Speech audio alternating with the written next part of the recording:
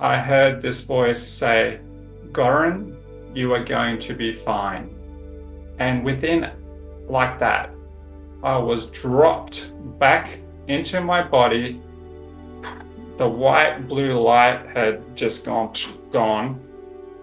Hello, my name is Goran Shivanovic, and I'm from Gothic Zen Experience. So my background is in filmmaking, and I was a teacher for quite a while, especially with screenwriting. So before I had my near-death experience, I was married with one child. She was quite young. I'd been going through a bit of marriage problems. My previous wife had actually joined a cult, and it was a real struggle in our relationship, and that led to me getting quite depressed and all the rest of it. And for the sake of our daughter, I just thought it was best to, well, put it to my ex-wife, like, you either choose the family or you choose your newfound religion cult, if you like. And she chose the cult. So I moved out, and when I moved out, I actually got into contact with an old friend of mine, and my old friend needed a place to stay. So he had actually broken his arm. He was going through a bit of a rough patch in his life as well. So we rented a house together. And so that's how that happened. And in that house is where I had the NDE. And that's where basically the lightning strike happened. So this was back in 2001. I'm on the Gold Coast, so I don't know if anyone knows, in Australia on the Gold Coast it's quite warm, especially in January. And in January we have these storms that usually come through, and they're quite severe. And on this particular January of 2001, we actually had two storms. So the first storm came through, and it was in the evening, so the sun had gone down, but this really bad storm had approached. And my roommate and I were inside the house, and when it approached, it started to hail. So little ice was hitting the ground, and really a lot of thunder, a lot of lightning.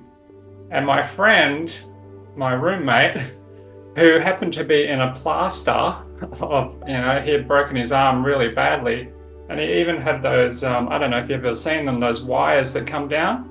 So it was in a really bad shape. And he decided to go outside in this storm. And I was like freaking out. I'm like, what are you doing, But I think he was just excited because, we were together, and he was going through stuff, I was going through stuff, and he just felt a little bit lighter, and he felt like that was a good thing to do. Anyway, the hail started to get really big, and he just went back inside. That storm had passed, and we were actually playing Scrabble. I don't know if you know the game Scrabble. It's a board game where you've got all these letters and you make words. That's what we used to do. So we were playing Scrabble, and another storm had come through. And this would have been, I think it was like around 10 o'clock at night. So it was quite late. And it was really severe as well. There wasn't any hail, but there was a lot of lightning, and like really close to the house, like the thunder, the house was shaking. And where we had rented our house, we were actually on top of a ridge, and there's a lot of trees around us, and like there's a gully at the back that goes down into the bush. And, there's houses all along the street, but the locals called it Lightning Ridge because apparently there's a lot of lightning activity that happens there and a lot of lightning strikes. Anyway, so we're playing Scrabble, and then I decided to get something from the fridge. So I went to the kitchen, which is right next to where we were playing Scrabble. It's all one big room. Like I had a big table, the dining table was next to the kitchen. And I'm at the kitchen, and I open the fridge, and there's a window behind me, and just outside that window there's a huge tree, a gum tree. So if you're familiar with gum trees, that's what koalas like to eat, the gum leaves. So this huge gum tree was at the back of the window. And what had happened was my roommate was just on the side there at the table. I was leaning on the fridge, and then this amazing like crack of thunder and lightning just hit, and everything just went white and blue like around me. And I knew in that instant that I was actually struck by lightning coming through the window behind me. So I'm leaning on the fridge, the lightning came through the window because I knew it just came from behind. And I was literally suspended. Like, I had white light and white blue kind of light all around me. I couldn't move. Now, this was in a split second, but to me, it was not a split second. I had time to think about what was going on. I could talk to myself in my head. All this stuff was happening all in this split second. And I could even hear my roommate screaming and swearing. So he obviously saw what happened. And so I'm just consumed with all this light. And then at that point, I just thought, and I actually said, oh, God, this is how I'm going to die. It was something along those lines. Like, I knew that this was my time, but I was kind of surprised because I didn't expect it to be through a lightning strike, and I was kind of fairly young as well. So I wasn't afraid. I was just surprised. I'm like, that's how it happens. And I was consumed by the light, but then I could hear, it's like this metallic kind of clicking noise. And as this was happening, my brain is thinking maybe that's electricity going between, I don't know, my head or something to the refrigerator. Because, there's a big metal box in front of me as I'm holding the door. And I'm just assuming that that's what that noise was. But while I was contemplating this, and while I'm accepting this is how it is, this is how I'm going to die, not afraid, nothing like that. But then, immediately, almost after that, I go into this black void. Like, it's, how do you describe it? Imagine like you are going through space and there's all these stars, but I knew it wasn't space, like out of space. And I didn't think that they were stars. It was like I was just floating. I couldn't see a body, like I didn't have a body. And I didn't see a white, how people say, like you have a tunnel. There was no tunnel. I didn't see anyone. I didn't see any people. I was just floating. And I felt so good, really, that I got rid of all this stuff behind me that's on this earth. All my problems suddenly went away. Everything had gone. The stress I had with my ex-partner, and the dealings with her cult and all the rest of it.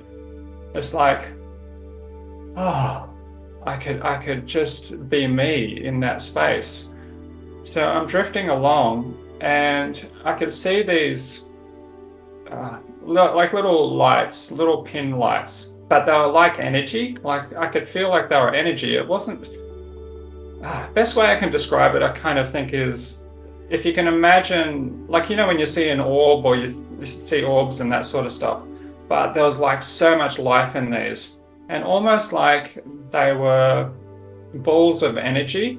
But to me, after a while, I started to think they could actually be other like planets or parallel universes, or I got a feeling within myself too that I am actually in there somewhere as well as here. So it's like a part of me is in amongst all these other things. And so as I'm floating along and I'm processing things, but again, I'm not scared. I'm just really relieved to get rid of all this garbage behind me. And then I really noticed a strong presence with me. And again, I couldn't see anyone. Not that I needed to. I didn't even turn around, to be honest. Like I was just I just didn't care, because I felt this being was traveling with me. Very quiet, didn't say a word, right? And it was almost like the being, like I knew that being was there for me in case I needed to ask questions, or if that being needed to, point something out to me that maybe I was confused about, or fear, or whatever it was. But I didn't need any of that at that moment. So I'm traveling along, and as I'm getting further along, I do notice this one particular, I guess, sphere. Like if you can imagine an Earth, but it's got energy. It's just an energy ball. And as I'm getting closer to it, I realize that I'm getting further away from this life. And the closer I get, I'm thinking it's going to be harder for me to get back. And I was okay with that. But then I started to think about my daughter, who was very young at the time. And although all my responsibilities seemed like they were gone, a part of me was like, but I have a daughter, and she's going to grow up in this cult, and she's not going to have an opinion about anything else other than being inside this religious cult. So she's not going to have a father, but she's also not going to have independent thought. She's not going to see the other side. And I think it's important for people to really have an understanding that there's not one shoe fits all, or not one size fits all. Everyone's different, and we all need something, to compare something with, so we can make up our own minds about stuff. And so that's how I am, and I just wanted her to have that experience as well. When I started thinking about her, this ball of light, or this planet, if you like, or whatever it was, by the way, even though I was kind of traveling through this space, it wasn't necessarily something that was outside of me. Like I kind of was also thinking that this is something internal, like really deep inside. So it's like the universe is inside you as well as outside you. So I couldn't be sure whether I was actually out somewhere, or if I hold all this together within my soul anyway. That's kind of how it felt.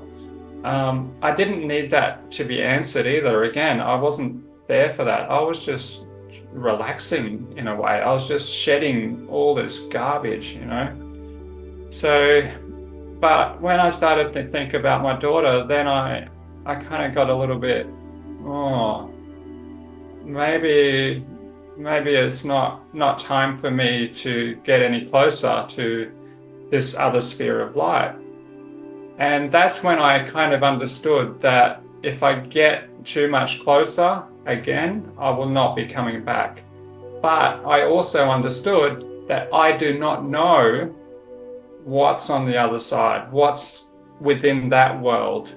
So it's even like it might be it might not be human, like it could be an alien experience from another planet, like I could become another creature or whatever. It could be any of that. I don't know. I don't know whether that was, some people might say it's heaven or whatever. I have no idea. But to me, it felt like another existence that you would go into in a physical form, but not necessarily here on Earth, not as a human, but as something else. And that's what I felt. But I also felt like started to feel like I've experienced this kind of thing before, and perhaps I have lived within these spheres of existence at another time. So what we have to remember too here is that this was all happening within a lightning strike, within a second, like less than a second. But it was enough time for me to go through this journey, to process stuff and all that. So I can't really put a time on it, but if you can imagine, maybe 10 to 15 minutes, it felt like in Earth time that I was doing this, but it was a split second of a lightning strike. And so when I started to think about my daughter more, that's when I really felt this presence. And the presence, the being that was with me. And again, I don't know whether it came through into, I don't know whether that was a higher extension of myself, like my higher self. I don't know. You know, some people have told me, it could be Jesus, or it could be Archangel Michael. I actually had a reading once where a clairvoyant actually picked up that I had an NDE, and she said that was Archangel Michael. Does that make sense? I hope it does. But I don't know. To be honest, I don't know. And I'm not going to say it is, because I really don't know. I don't actually know too much about that kind of stuff. All I know is the experiences that I have and what it feels like to me and what resonates with me and what my truth is, just like everyone else has their truth. So as soon as I realized that my daughter, well, I thought she needed me. Okay, but I also felt responsible. This human sense of responsibility came into play. And that's when I heard this voice say, "Goran, you are going to be fine." And within, like that, I was dropped back into my body. The white blue light had just gone, and I kind of stumbled to the ground as I immediately came back. So it wasn't a transition again. It was like from light to dark, from dark to light. There was no in between. And it was that quick. And so when that happened, I could hear my roommate swearing and screaming and running over to me instantly. And I was on the ground, but I didn't feel hurt, but all my hairs were sticking out, just everything was not quite right. Because I thought to myself, the thing that resonated with me the most was, "Goran, you're going to be fine." So when some being, which I assume is incredibly powerful and knowing, tells you you're going to be fine, then in my mind, I'm thinking, well, yeah, okay, I respect that. I'll probably be fine. But I wasn't really fine. So my roommate checked all my fingers and my toes, and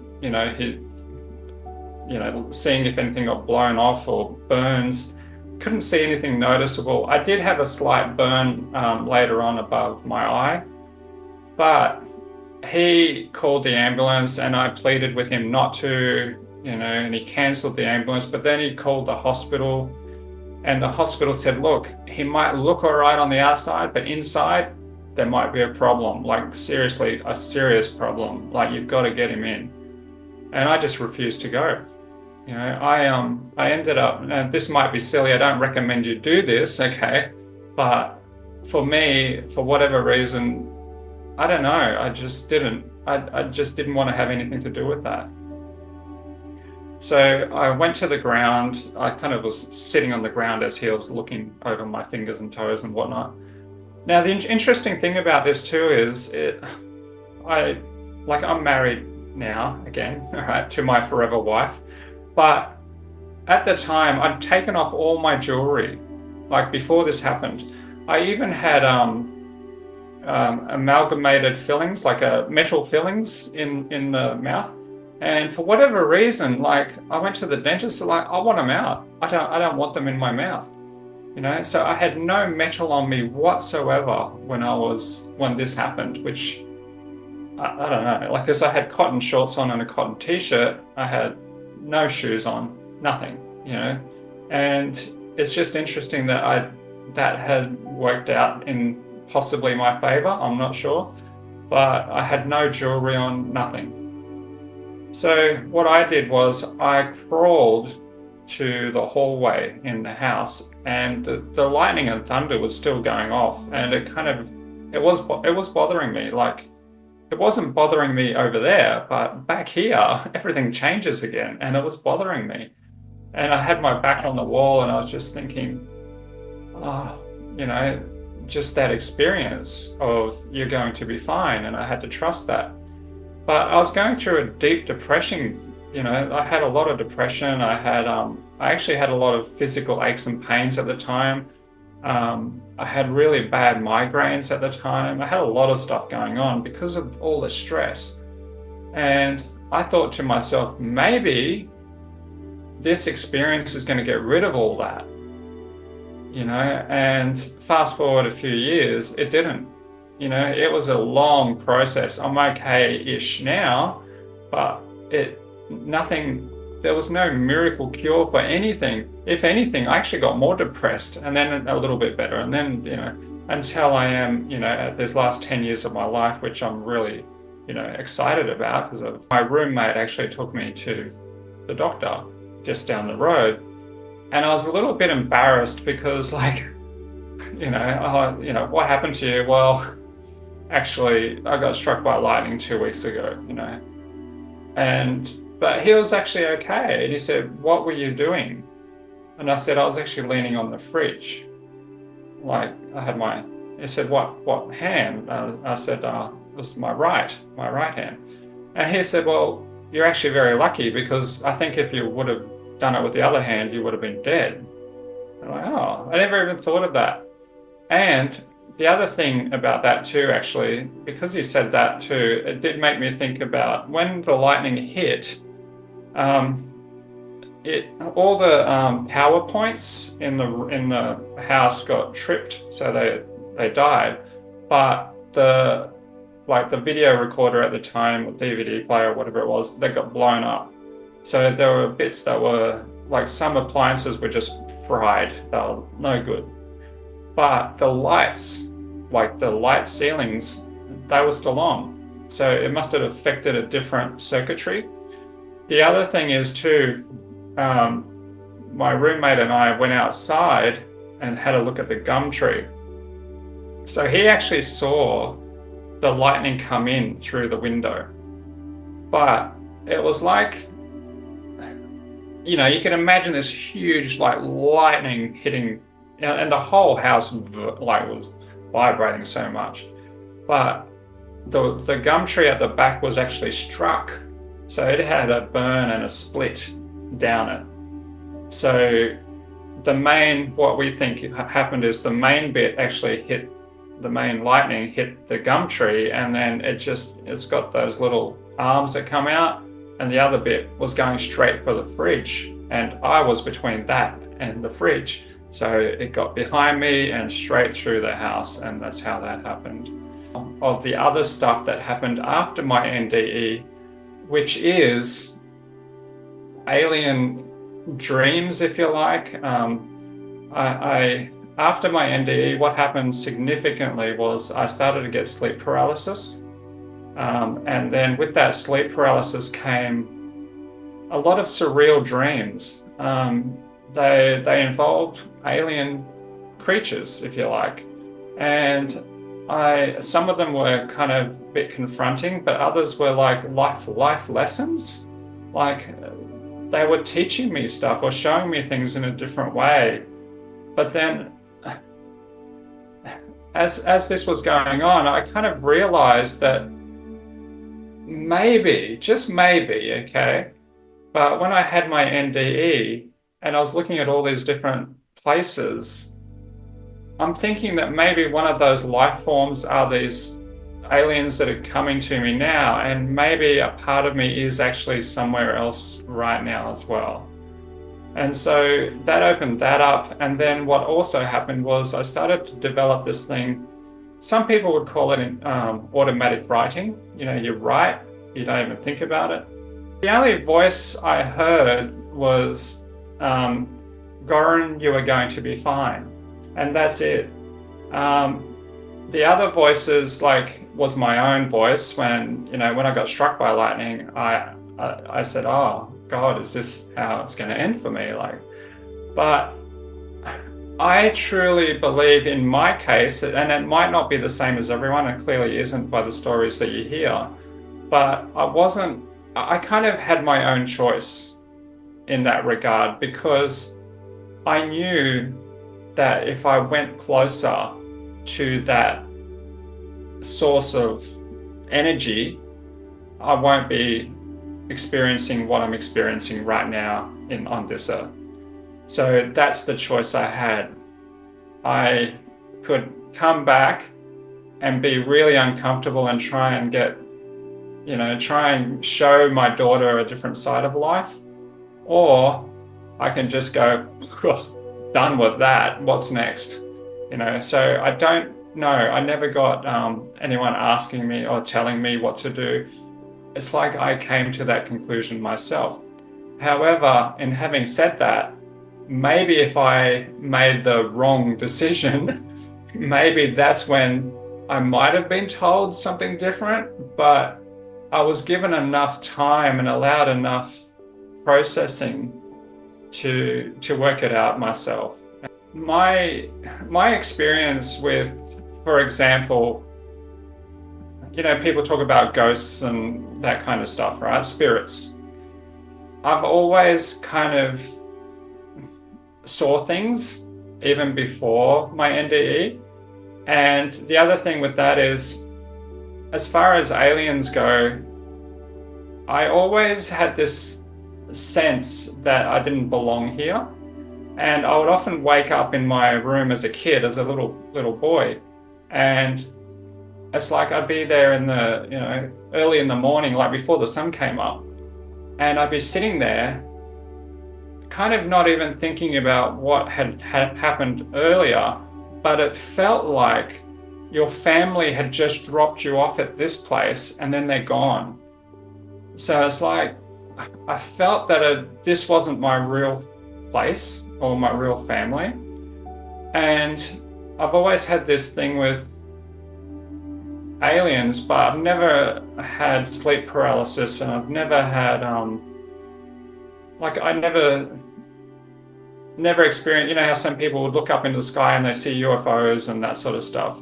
Like, I actually thought I filmed one. It's on, I've got a footage of one which I think I've recorded, and there was an experience where I did have missing time when there was a light as I was driving by myself at night, and a light came in from behind, and I had like 5 hours of missing time. I don't know what happened there, but apart from that, the alien stuff came in after that. That's when the sleep paralysis came in. That's when these intuition stuff came in. And it also, what it did do too is it kind of gave me permission, because as a kid, I actually didn't I had to go to church twice a year, right? And that was usually Easter and Christmas. And my parents were not religious, but they kind of just a little bit, but it's because the family expects you to go, so they just went, if you know what I mean. So they went to church. And I just remember going to churches, and I was just looking at this place, and I'm like, I just didn't get it. I didn't understand, why would anyone do this? Why would they build these monuments just to talk to God, when I used to, as a kid, talk to God all the time? Just talk to him, I had a friend who he was Catholic, and I didn't quite understand. He explained to me one day what he had to do, and he had to tell a man, a priest, about his sins so he can be forgiven. And I didn't understand any of that as a kid. I'm like, but why would you tell a man to forgive you of your stuff you've done? Like, why don't you just talk to God? And it's a direct line of talking to God and be done with it. Like, to me, this was all natural. So the NDE, it kind of, it didn't do anything for me in the sense of, I wasn't surprised that there's an afterlife or anything like that, because I just kind of knew. But I was just surprised that it was the timing. I didn't expect it to be so soon. But yeah, the alien stuff. Oh, the sleep paralysis and all these other things. I'd written a lot of stuff which were kind of, I felt like were channeled through another source, perhaps an alien realm.